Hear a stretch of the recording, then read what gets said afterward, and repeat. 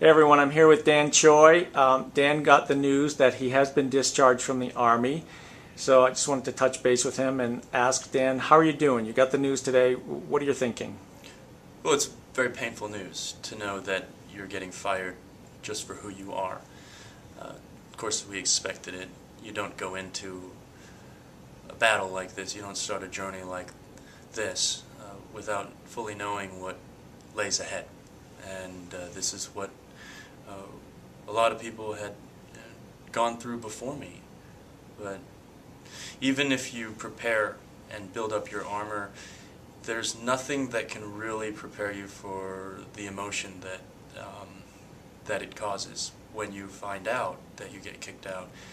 All of a sudden you think about the day you raised your right hand, and I was at West Point,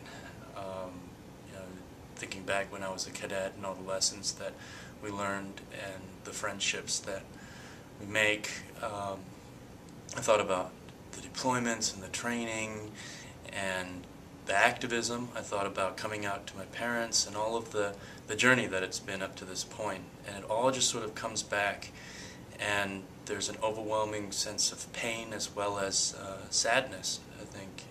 It's infuriating at times because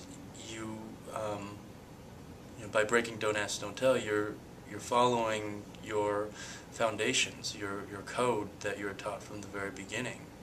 You don't have to be in the military to understand that. You don't have to be under the West Point Honor Code to understand that. My parents taught me the Honor Code when I was growing up. You have to tell the truth about who you are. You should never be ashamed when you're accessing your own integrity. And if you are ashamed, then there's something wrong with integrity. So even with all of that, even with the armor that I built up, it is painful. You mentioned your activism. You were arrested this week in Las Vegas in a protest on ENDA. What are your plans moving forward? Will we see more activism from Dan Choi?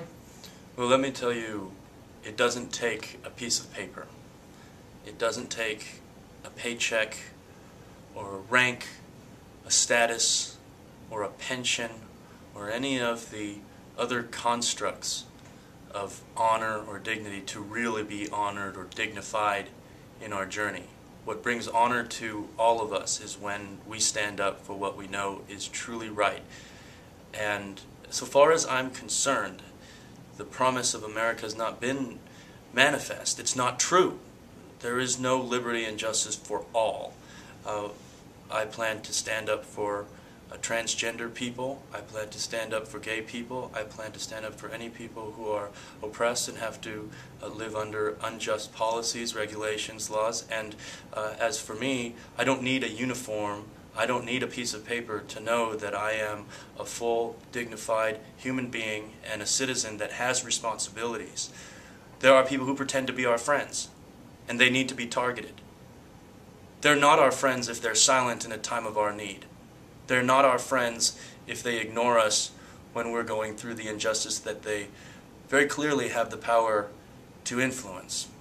So as far as my thinking and as far as my plan, nothing has changed in that regard. As an American citizen, if I want to be a full citizen, then I need to start acting like one.